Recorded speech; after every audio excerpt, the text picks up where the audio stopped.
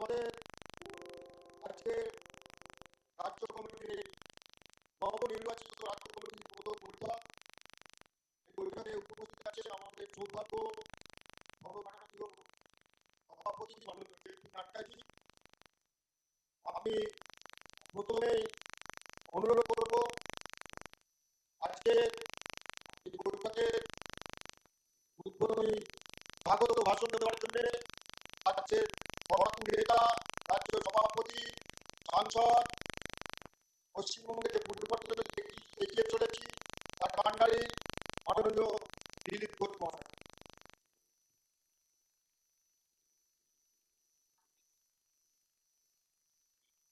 Hello, নবগঠিত প্রাদেশিক কার্যকারিণীর প্রথম বৈঠকে আমাদের আশীর্বাদ দেওয়ার জন্য উপস্থিত হয়েছেন भारतीय जनता पार्टी विशेषज्ञ राजनीतिक पार्टी सर्वभारतीय सभापति सम्माननीय जगत प्रसाद नाड্ডা महोदय। আমি পশ্চিম বাংলার আমাদের লক্ষ লক্ষ কার্যকর্তা এবং কোটি কোটি জনতার তরফ থেকে তাকে স্বাগত এবং অভিনন্দন জানাচ্ছি। তার সঙ্গে উপস্থিত আছেন মাননীয় সংগঠন সহ সম্পাদক মাননীয় শিবপ্রকাশী, যিনি কয়েক বছর ধরে পশ্চিমবাংলার পরিবর্তনের সাথী হয়ে লড়ছেন। তাকেও স্বাগত করছি। তাদেরকে সম্মানিত করার জন্য আমাদের সবার প্রিয়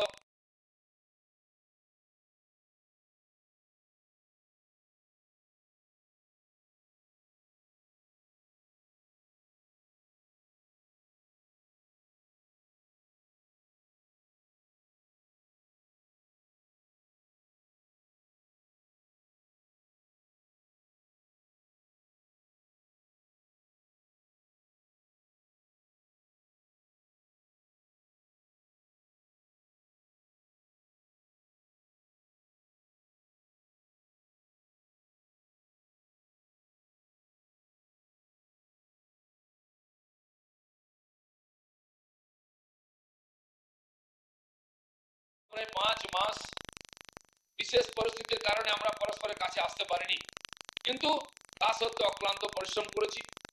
একাধিক বড় বড় কার্যক্রমকে সফল করেছি। নজর কাড়ার মতো করোনা লকডাউনের সময় আমরা সাধারণ মানুষের সেবা করেছি। প্রায় 1.5 কোটি মানুষের কাছে আমরা সেবা পৌঁছে দিয়েছি। চিকিৎসা সেবা, ভোজন, অন্যান্য সামগ্রী পৌঁছে দেওয়া, স্যানিটাইজার, মাস্ক, পিপি কিট সব কিছু দেওয়ার চেষ্টা করেছি। এই পশ্চিমবাংলার যে লক্ষ লক্ষ কর্মী প্রদেশ থেকে বুথ স্তর পর্যন্ত তাদের অক্লান্ত পরিশ্রম এটা সম্ভব হয়েছে।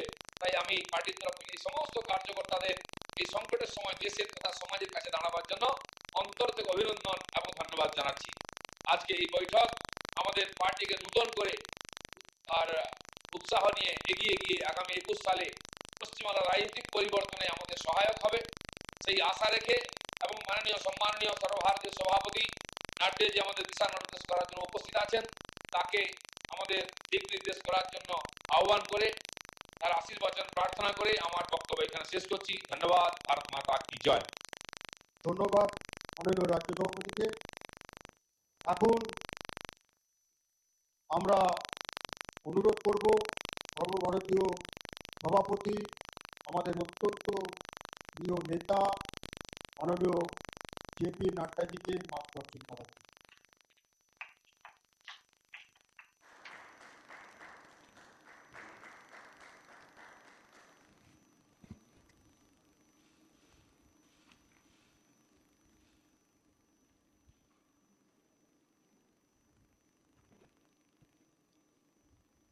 आज के इस नवनिर्वाचित नवगठित भारतीय जनता पार्टी के पश्चिम बंगाल के प्रदेश कार्य समिति की बैठक में उपस्थित हमारे बहुत ही जुझारू और कर्मशील अध्यक्ष सम्माननीय दिलीप घोष जी, हमारे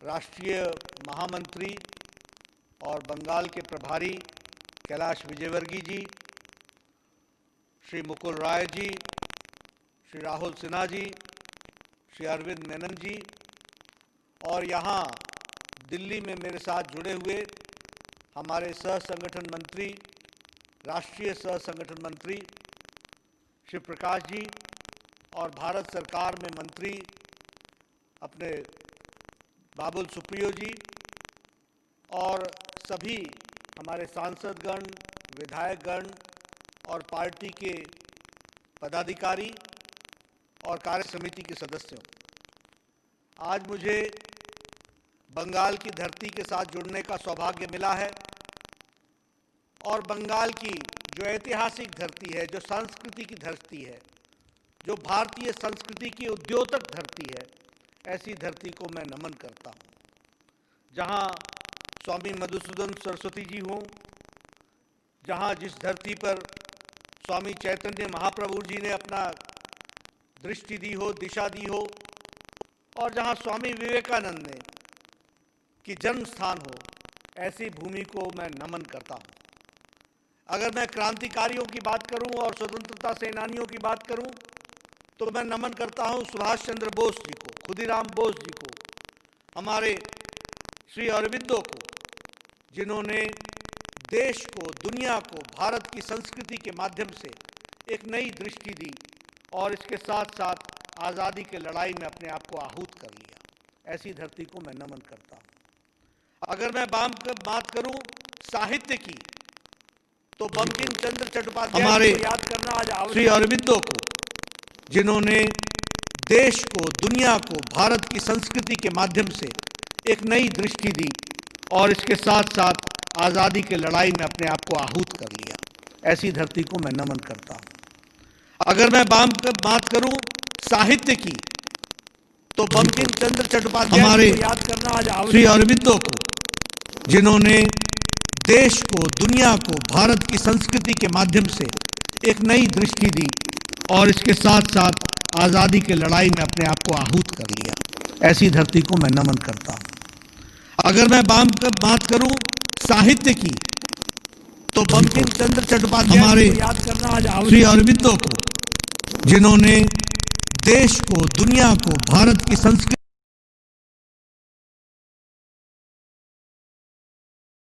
का वर्ष रहा है। यह साल अपने आप में जहां मोदी जी के नेतृत्व में नए कीर्तिमान स्थापित हुए, फिर चाहे वो राम जन्मभूमि का शिलान्यास हो, सदियों से जिस बात के लिए हम सब प्रेरित थे वो वाले विषय हुए हों, फिर चाहे वो धारा 370 का धाराशाही होना हो, 35A का जाना हो, फिर चाहे वो ट्रिपल तलाक का समाप्त होना हो, बहुत से काम हुए हैं। लेकिन यह भी सच है कि जो दुनिया ने नहीं देखा था, वैसा कोरोना का संक्रमण भी 2020 में हमको देखने को मिला। किसी को कोई तजुर्बा नहीं था कैसे इससे लड़ा जाएगा। दुनिया इससे जहां चिंतित थी, वहीं इस संक्रमण के कारण एक देश में, दुनिया में एक संक्रमण काल आ गया। अगर हम पाश्चात्य देश को देखें, तो वो फैसला नहीं कर पा रहे थे कि इकोनॉमी को चलाना है या जीवन को बचाना है। शक्तिशाली देश भी स्वास्थ्य के मामले में उनकी स्थिति चरमराती दिखी, असहाय दिखी, यह हम सबको मालूम है। और ऐसे समय में 130 करोड़ का देश भारत, प्रजातंत्र का देश, जिसका नेतृत्व मोदी जी कर रहे थे और कर रहे हैं, उन्होंने नहीं सिर्फ देश को बल्कि दुनिया को भी इससे लड़ने का रास्ता दिखाया है। यह हमारे लिए गौरव की बात है, इसको हमको समझना चाहिए। जब लोग इकोनॉमी और जान के बीच में लड़ रहे थे, तो मोदी जी ने कहा जान है तो जहान है, और इसलिए एक बोल्ड और टाइमली डिसीजन लिया, और वो बोल्ड और टाइमली डिसीजन था लॉकडाउन का।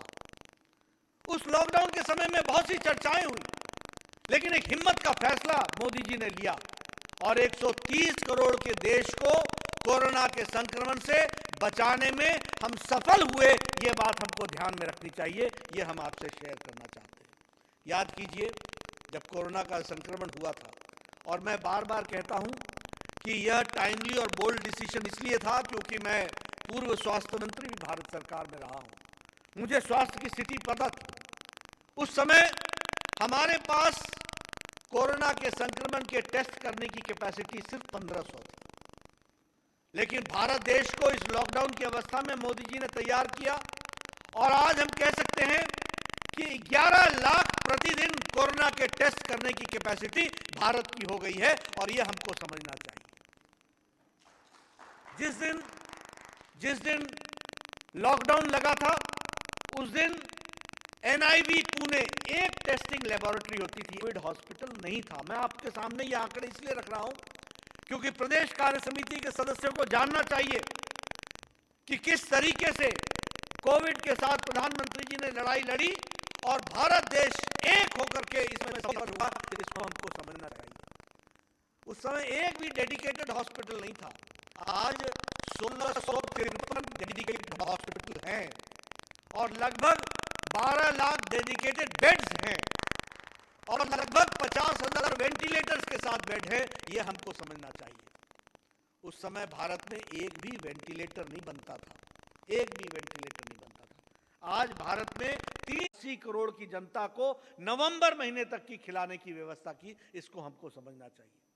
लगभग 20 करोड़ बहनों के लिए 500 रुपए यानी 1500 रुपए की व्यवस्था की गई और 20 करोड़ लोगों ने जनधन खाते के माध्यम से अपने खाते में 500 रुपए यानी 1500 रुपए प्राप्त किए। यह हम सबको मालूम है।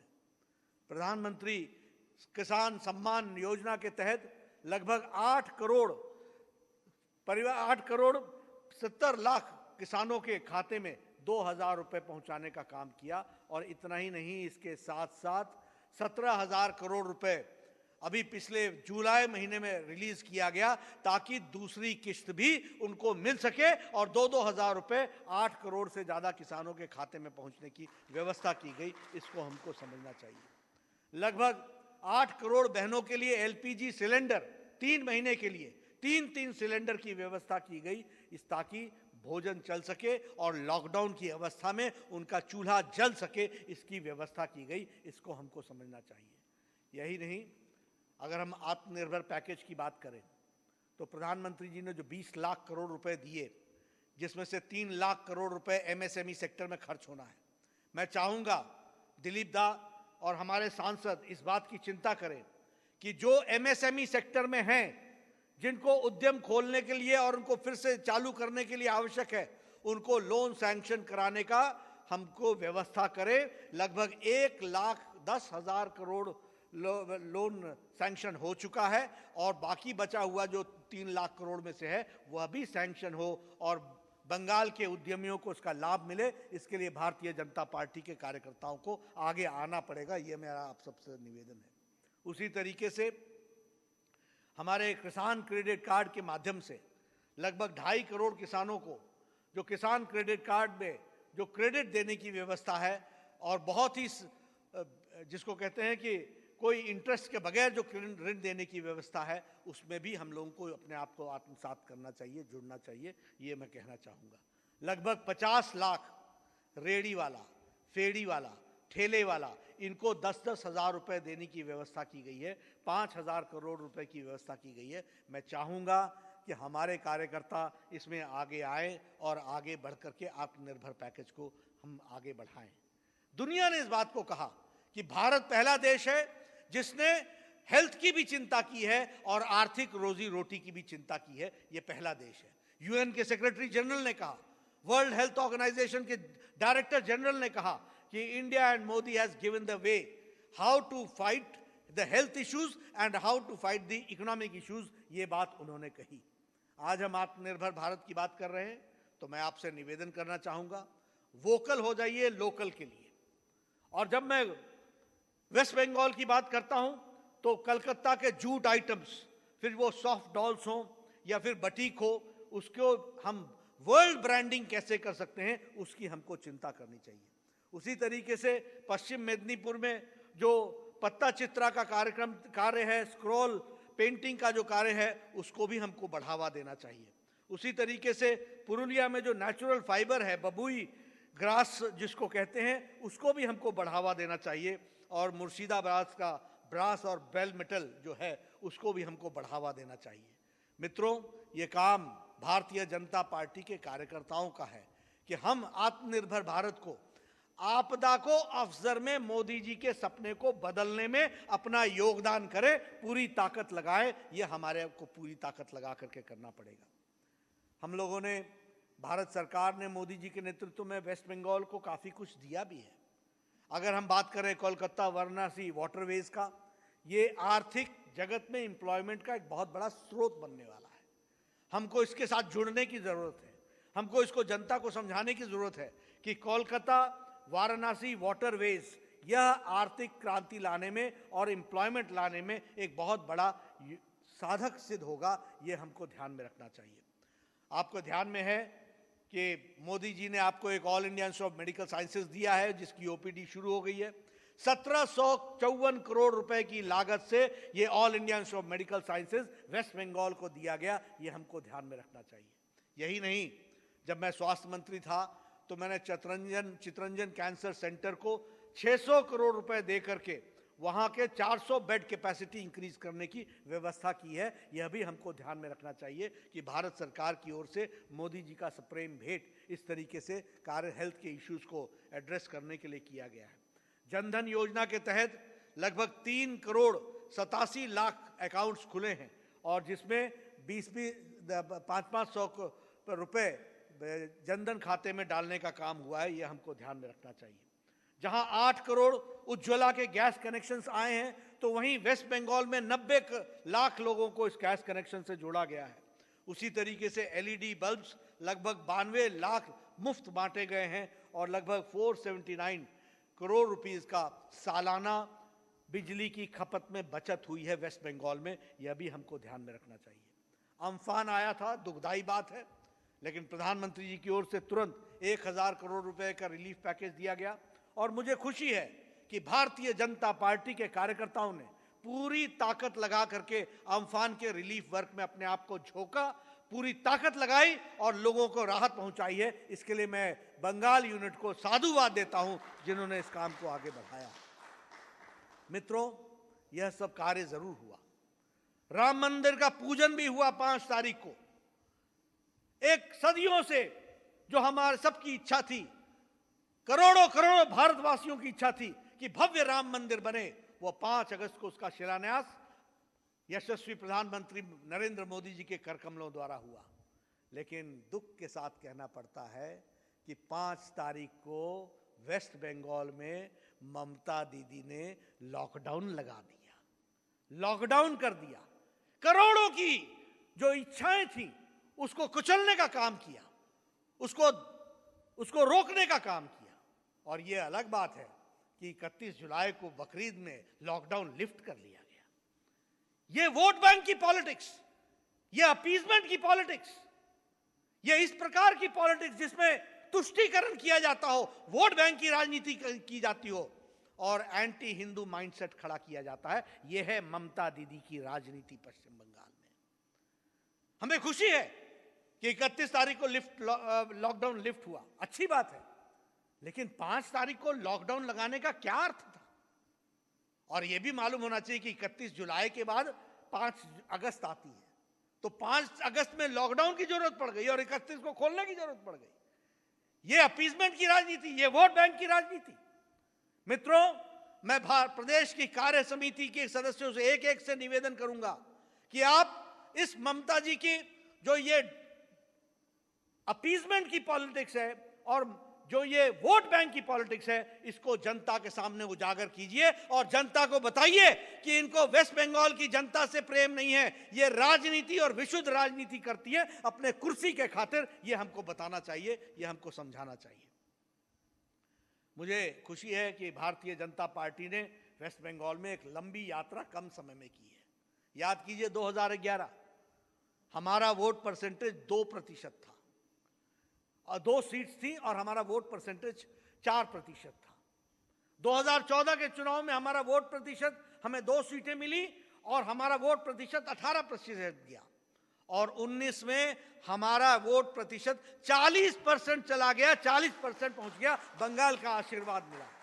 मित्रों, इसी गति से हमको चलना है और आने वाले विधानसभा में तृणमूल सरकार को उखाड़ के फेंक देना है। इस बात को हमको ध्यान में रखना है और एक स्वच्छ सरकार, कमल खिलाना है और स्वच्छ सरकार देनी है, इसके लिए हमको काम करना पड़ेगा। इसके लिए हमको, और बंगाल की जनता, ममता जी जान गई हैं कि जमीन नीचे से खिसक चुकी है।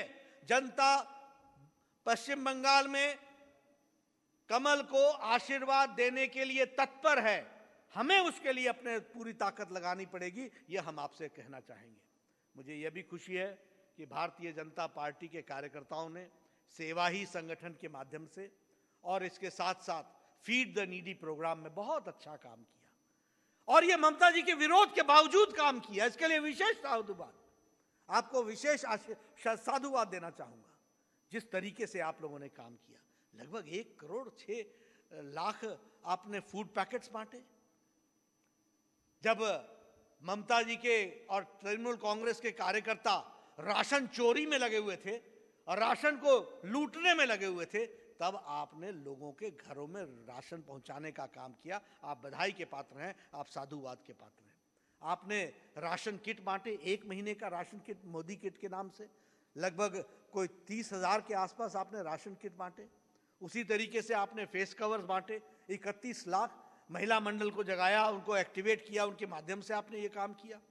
आपने लगभग 1 करोड़ 71 हजार आपने पीएम केयर फंड में आपने जमा कराए और लगभग 75,000 लोगों को इसमें जोड़ा।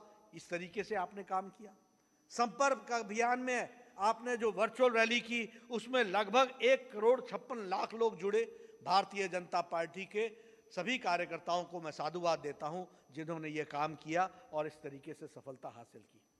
मित्रों, मुझे दुख के साथ कहना पड़ता है कि पश्चिम बंगाल की जनता को मुख्य धारा में शामिल होने में ममता दीदी रोड़ा अटकाती हैं, और ममता दीदी उनके रास्ते में जो अच्छे सुविधाएं मिलनी हैं उसके बीच में रोड़ा बनती हैं। ये हमको समझना चाहिए।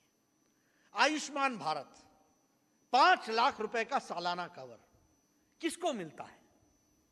गरीब, रेड़ी वाला, फेड़ी वाला, रिक्शे वाला, ऑटो रिक्शे वाला, घर में मेड सर्वेंट, रैग पिकर, जो कूड़ेदान में से रैग्स पिक करते हैं, ऐसे लोगों को मोदी जी ने 5 लाख का सालाना हेल्थ कवर दिया, गंभीर बीमारियों से लड़ने के लिए दिया।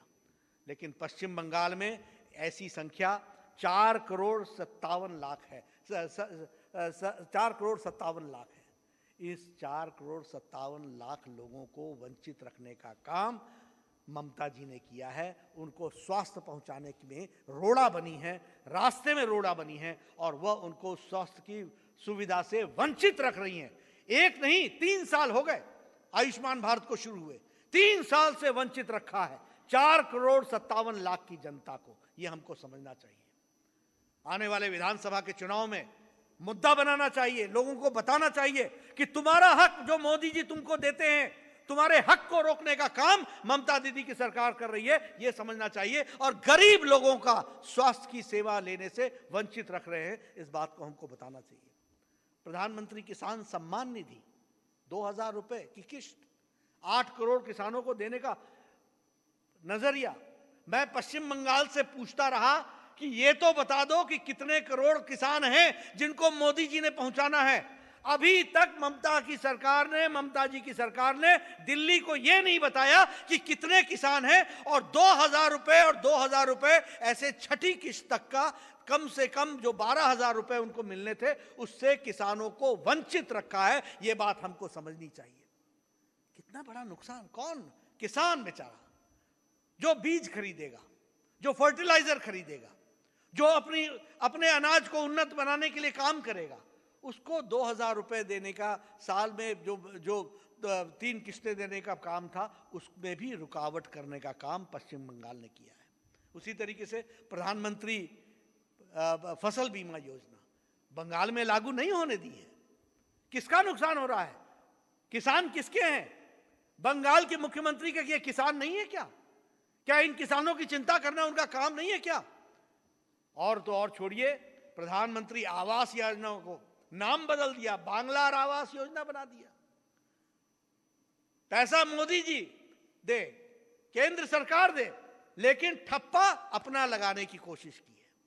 उसी तरीके से प्रधानमंत्री ग्रामीण सड़क योजना, बांग्लार ग्रामीण सड़क योजना बना दिया। अरे बांग्ला के लिए तो हम लगे ही हैं, बंगाल की तो सेवा कर रहे हैं, लेकिन ये भारत सरकार सेवा कर रही है, मोदी जी कर रहे हैं, ममता जी आप नहीं कर रही हैं। ये बात हम वेस्ट बंगाल की जनता को बताएंगे कि किस तरीके से हमने काम किया है, ये हम जरूर बताना चाहते हैं। मित्रों, इसी तरीके से दुख के साथ कहना पड़ता है, कहां बंगाल था एक समय में, इसका विकास किस हद तक इंडस्ट्रियलाइजेशन था। अभी स्वच्छ भारत मिशन में जो सबसे गंदे 10 सिटीज, जब रैंकिंग में सबसे नीचे, पहले तो रैंकिंग में पार्टिसिपेट नहीं किया स्वच्छ भारत मिशन में, और जब रैंकिंग हुई तो जो 10 सबसे गंदे शहर आए, दुख के साथ कहना पड़ता है 8 शहर उसमें से पश्चिम बंगाल के। 8 शहर कहां ले गई बंगाल को ममता जी? इधर मोदी जी कोविड की सेवा कर, कोविड में, कोरोना में लोगों की सेवा करें, और यहां इस तरीके का काम, और ऑपोजिशन रिफ्यूज करना, कोऑपरेट नहीं करना, हर बात पर बोलना होबे ना होबे ना होबे ना। की होबे ना? सब कुछ होबे, सब कुछ होगा और विकास होगा। बंगाल की तस्वीर बदलेगी और तकदीर बदलेगी, और यह कमल का निशान बंगाल में बदल लाएगा। इस बात को हमको समझना चाहिए।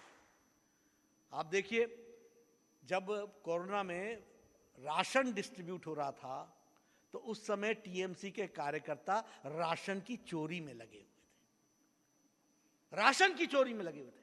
गरीब के पेट में 2 वक्त के भोजन की मुनस्सर कराने के बजाय उनके पेट से न्योला छीन रहे थे, न्योला छीन रहे थे। ऐसी सरकार, ऐसी लोक विरोधी सरकार, जन विरोधी सरकार, इसको लॉक स्टॉक एंड बैरल के साथ छुट्टी करनी चाहिए, और जब भी चुनाव आएगा प्रजातंत्र तरीके से हम इसकी छुट्टी करेंगे। इस बात को हमको सुनना चाहिए। कोरोना का संक्रमण, कोरोना के बारे में आंकड़े नहीं देते हैं। दिल्ली की टीम गई तो उसको काम नहीं करने दिया, दिल्ली की टीम को रोक दिया। दिल्ली की टीम ने कोरोना के संक्रमण से बचने के उपाय बताने थे तो वो उपाय नहीं लिए, आंकड़े नहीं भेजे, डेड बॉडीज अनअटेंडेड रही। यह है वेस्ट बंगाल का कोरोना संक्रमण के दौरान किया गया कार्य। और तो और छोड़िए, कोरोना वॉरियर्स के लिए प्रधानमंत्री जी ने घोषणा की थी 50-50 लाख रुपए देंगे अगर किसी की मृत्यु हो जाती है, अगर कोई बेचारे की जीवन लीला समाप्त हो जाती है।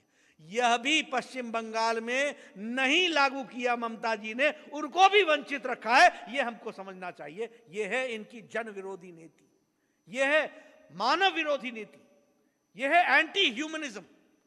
यह मानवता विरोधी नीति को और जन विरोधी नीति को लेकर के जो आगे चली हैं वो। और तो और छोड़िए, श्रमिक भाइयों को जब वो बेचारे माइग्रेंट लेबरर्स आ रहे थे तो उनको रोकने का प्रयास किया गया, श्रमिक ट्रेनों को आने से रोका गया पश्चिम बंगाल में।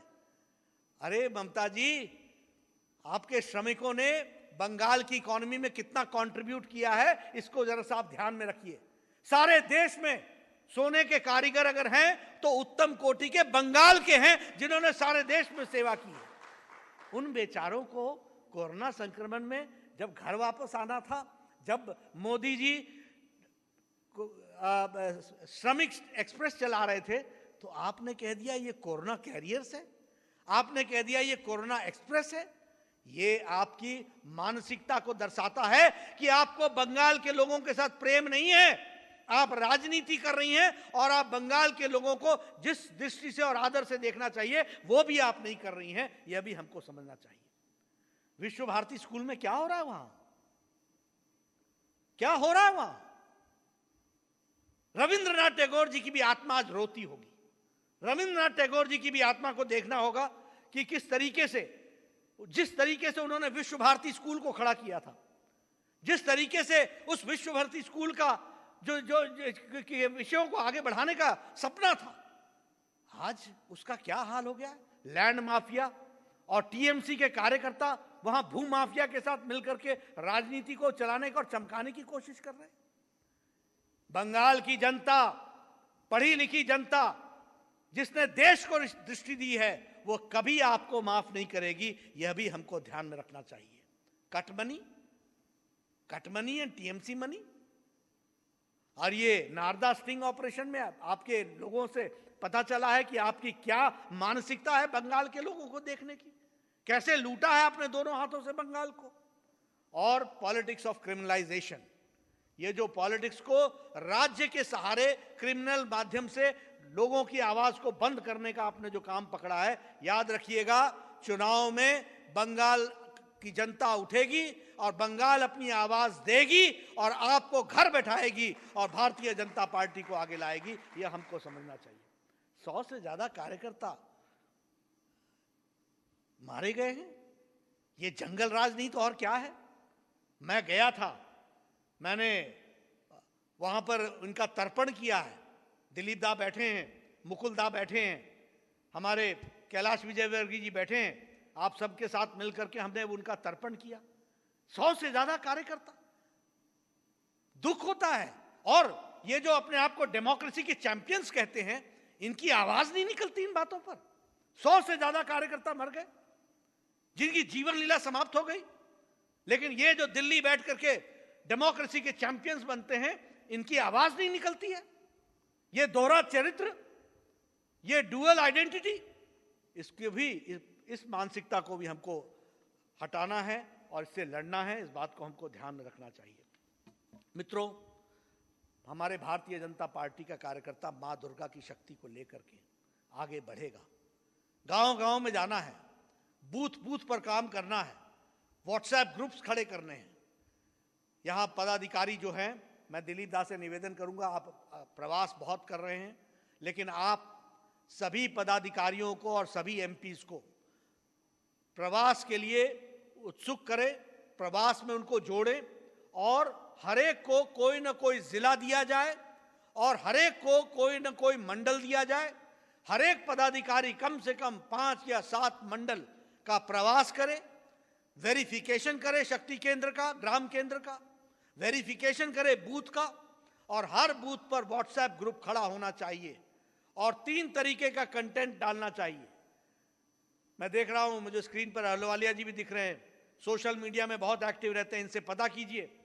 एक नेशनल कंटेंट डालना चाहिए, एक कंटेंट हमको डालना चाहिए स्टेट का, जो स्टेट में कार्यक्रम नहीं हो रहे हैं, और एक हमको रीजनल कंटेंट डालना चाहिए जो स्थानीय समस्याओं का, और हर 15 दिन पर हमको कोई अच्छा कंटेंट क्रिएट करके डालना चाहिए।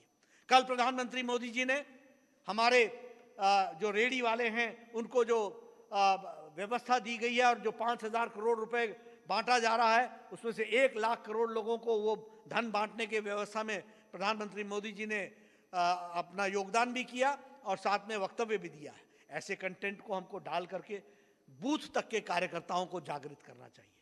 उसी तरीके से जो मैंने आपको बताई, आयुष्मान भारत लागू नहीं है, प्रधानमंत्री किसान फसल योजना लागू नहीं है, प्रधानमंत्री किसान सम्मान योजना लागू नहीं है, ये सारी बातों को कंटेंट में डाल करके आपको व्हाट्सएप ग्रुप के माध्यम से गांव के अपने कार्यकर्ताओं को बताना चाहिए। उसी तरीके से जो रीजनल समस्याएं हैं, उन रीजनल समस्याओं को भी आपको उनको बताना चाहिए, उनको उजागर करना चाहिए और एक्टिवेट करना चाहिए। मित्रों, मुझे बहुत भरोसा है पश्चिम बंगाल के कार्यकर्ताओं पर। मुझे मालूम है विपरीत परिस्थिति में भी लड़ने की ताकत आप में है। आप लड़ रहे हैं, सारा देश आपके साथ खड़ा है, सारे देश के कार्यकर्ता आपके साथ खड़े हैं और हमको इस बार के विधानसभा में सफलता हासिल करनी है। मेरा आप सबसे निवेदन है कि आप पूरी ताकत लगाइए, पूरा देश आपके साथ खड़ा है। बहुत जल्द मैं भी आपके बीच में आऊँगा। आज कोरोना के कारण मुझे आपके साथ वर्चुअल रैली में मुलाकात करने का मौका मिल रहा है। इच्छा तो मेरी थी और लॉकडाउन होने के पहले मुझे कार्यकारिणी समिति के सदस्यों के साथ मिलने का मौका मिला था। शायद वो 4 मार्च की तारीख थी जब हम आपके साथ मिले थे। 4 या शायद 1 मार्च थी या 2 मार्च थी, ऐसी तारीख थी जब मैं आपके साथ मिला था। कलकत्ता में रात को हम बैठे थे और वहाँ अमित शाह जी भी, गृह मंत्री जी भी उपस्थित थे, तब हमारी आपकी मुलाकात हुई थी। उसके बाद मैं इस नवगठित कार्य समिति के साथ पहली बार मिला हूं। मुझे पूरा विश्वास है आपके 18 सांसद जीत करके आए हैं, अगली बार आपने बाजी मारनी है, पूरी ताकत लगाइए। ये 40% को 50% वोट शेयर में बदलना है। इसके लिए हम संकल्प लें और अपनी योजनाओं को आगे बढ़ाएं। यही मुझे आपसे कहना है। आपने मेरी बात सुनी, आपका बहुत बहुत धन्यवाद। जय भारत, जय बंगाल।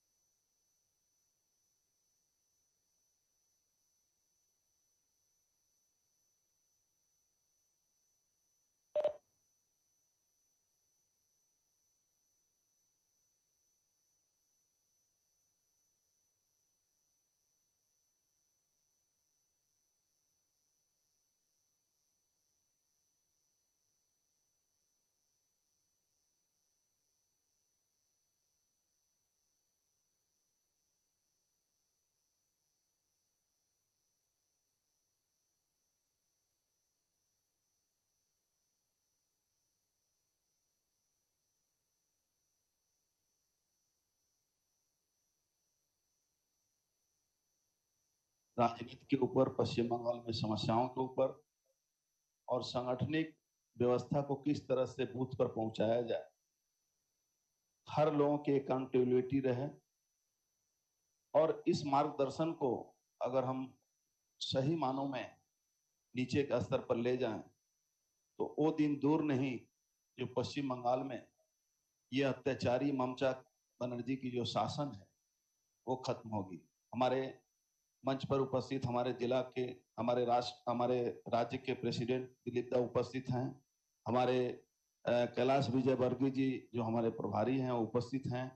हमारे अरविंद मेनन जी, हमारे सुब्रतो दा उपस्थित हैं। दिल्ली में भी हमारे मुकुल दा यहाँ उपस्थित हैं। हमारे दिल्ली में बाबुल सुप्रियोदा भी उपस्थित हैं। सारे लोग जो हमारे दिल्ली से लेकर यहाँ तक सभी लोग जो इस सभा में उपस्थित हैं, सभी लोगों को मेरा हार्दिक हार्दिक नमन है और विश्वास है कि हम सभी लोग आपके जो मार्गदर्शन आपने दिया है उस पर कार्य करते हुए इस शासन को, जिसको कुशासन कहना भी कुशासन का अपमान करना होगा, इस कुशासन को जो पश्चिम बंगाल में ममता बनर्जी के नेतृत्व में चल रहा है, इसको हम इस चुनाव में ऐसे जगह पर पहुंचा देंगे जहां फिर कभी ममता बनर्जी जैसी व्यक्तित्व जो राजनीति के नाम पर कलंकित करती हैं पूरे बंगाल नहीं पूरे देश को, उससे हमें मुक्ति मिले। आपका मार्गदर्शन मिला, इसके लिए आप हार्दिक अभिनंदन, नमस्कार और हमारा भारत माता की जय। भारत माता की। धन्यवाद।